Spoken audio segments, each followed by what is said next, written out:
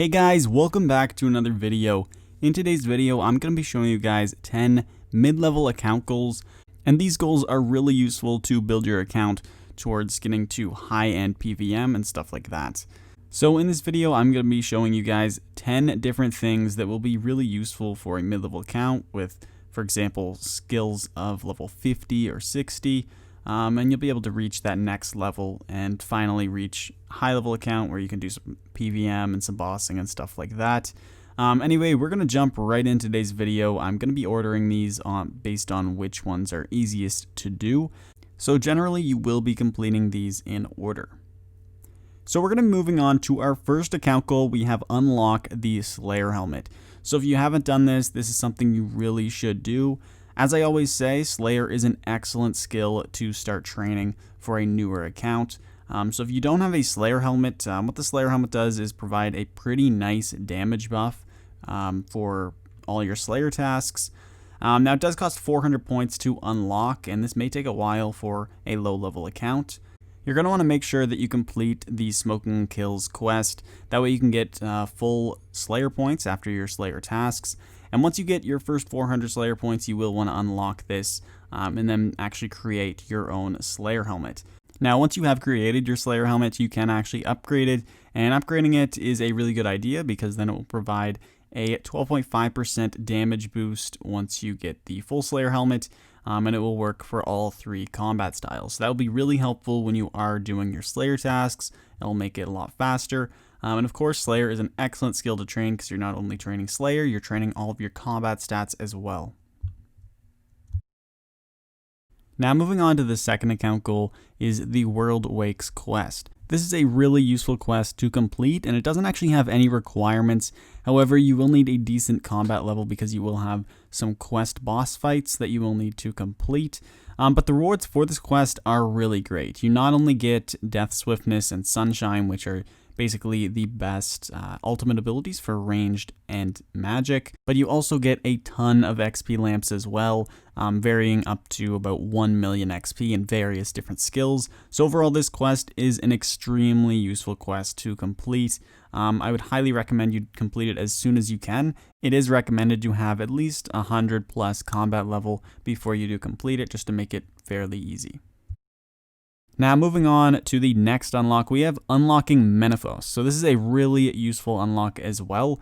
Menaphos can be unlocked by completing the Jack of the Spades quest. This isn't really a difficult quest to complete, so you should be able to get this fairly early.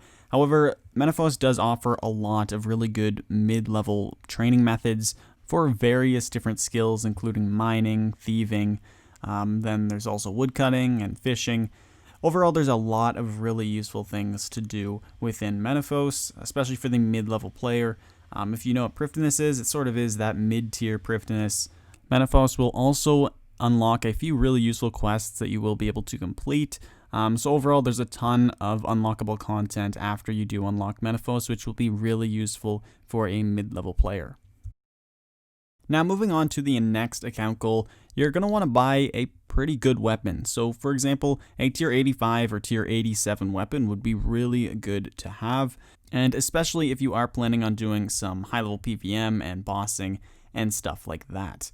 Now an example of a tier 85 weapon that you could buy, if you want a ranged weapon, you could buy Shadow Glaives. They are a really good option for a ranged weapon. You could also buy the Decimation, which is a tier 87 bow. For melee, you could buy the Dragon Rider Lance. This is a really good option because it is a halberd type weapon. And then for a magic weapon, you could buy the Wand and the Orb of the Cywer Elders. And all these weapons, they don't really cost that much, aside for the Dragon Rider Lance, which costs around 50 mil. The Shadow Glaives and also the Wands, they cost about 25 mil for the set. So overall, it isn't too expensive, and this is a really good weapon that you could use for some beginner bossing even. Now moving on to number 5, we have getting tier 70 or tier 80 armor. Armor isn't as important as the weapon, so that's why I'm saying just getting tier 70 or 80 is okay. For example, if you want some melee armor, you can just go with the smithable armor. Bandos would be okay. If you can get Masterwork, that is a really good option. However, it is a little bit more costly. It costs around 60 mil to buy the full set. And it is tier 90 armor. That would be a really good option to buy. For ranged armor, you could go with Armadillo, which is tier 70. For tier 80, you could go with the Animacore of Zamorak or Pernix, which is a bit more expensive. Definitely start off with tier 70 if you don't have the money for tier 80 armor. And then that way you can build up to tier 80. But definitely prioritize that weapon first. And you should be able to do some bossing pretty well with tier 70 armor and a tier 85 weapon. Which does lead us into number 6. So number 6 is unlocking the PvM Hub and just learning some bossing.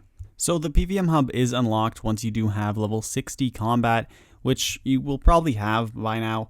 But in order to activate the portal to just teleport to the PvM Hub, you will need to have 10 boss kills. So that should be a goal to try and do. They can be any boss, so they could be the Giant Mole, KBD, Chaos Elemental, all those easy ones. But I would also highly recommend you start learning a pretty good boss. A good beginner boss that you could start learning is Queen Black Dragon, for example. This is a really good boss because it isn't too difficult, but it does have some mechanics, so you will have to learn some boss mechanics, and you'll get the feel of bossing overall. A few other really good bosses that you could do, all the God Wars Dungeon 1 bosses, they're a pretty good option, as well as the God Wars Dungeon 2 bosses. These are also really good bosses to learn, and they also have some other mechanics that you will need to become accustomed to. For example, Vindicta does have a few really good mechanics that you will be able to practice and learn, and also the drops are really good at these bosses as well. And moving on to number 7, you will want to unlock Invention. Invention is a super useful skill to have unlocked. You will need 80 smithing, 80 divination, as well as 80 crafting to unlock it. But once you do unlock it, you will be able to augment weapons, armor, and tools, and even apply some perks to those things as well, which will obviously help a lot. There are some really good perks to add to weapons, which will increase your damage per second by a lot. So definitely make sure that you do unlock Invention. It will really help a ton. And there are a lot of really good guides out there showing some good budget perks that you can buy. For example, putting perks like Precise and Equilibrium on your weapon will increase your damage by about at least 10%, which is really, really useful. And then you can also put other perks on your armor, which will further increase that damage boost. And so moving on to number 8, we have get base 80 skills. So this might be somewhat difficult. There are a lot of skills that you will have to train and some that you might not really like. But getting base 80 skills is a really good idea. It will sort of just make your account very balanced, and you will have unlocked a lot of different things. And then from here you can try and work on your favorite skills and get those up to 99 eventually. And just getting base 80 skills is a really good goal to have, because then your account is just generally pretty balanced in all different areas. And moving on to our next unlock, we have unlocking Prifddinas. So Prifddinas is the elf city, and you can unlock it by completing the Plague's End quest. There is also a ton of other quests that you will need to complete before you do complete Plague's End, so there is a long process to unlock this quest, as well as a lot of skill requirements. So you will need level 75 in many different skills, but you should have that if you do complete the previous goal, which is getting base 80 skills. Now, as I said, Menaphos is sort of that mid-level area where you unlock a lot of mid-level training methods. Prifddinas is that for high level, so you will unlock a lot of different training methods for levels 70 up to level 90, and it's really, really good training methods, like some of the best in the game for those skills. So you will definitely want to unlock Prifddinas. It will sort of get you into that end game and high level category, which is really good. And moving on to number 10, we have unlocking curses, which does require level 95 prayer, as well as the temple at Senesen's quest. So there is a lot of requirements before you will be able to unlock curses, but once you do unlock them, you will basically be set when you are doing PvM and bossing. It is so helpful when you are killing bosses, having curses, for example, Soul Split and Turmoil. It is really, really helpful. And then later on you will want to get overloads as well, but that is more of a high level account goal. Now, unlocking curses, you will need 95 prayer, which will cost a lot of money, but you can do it by offering bones on a player-owned altar.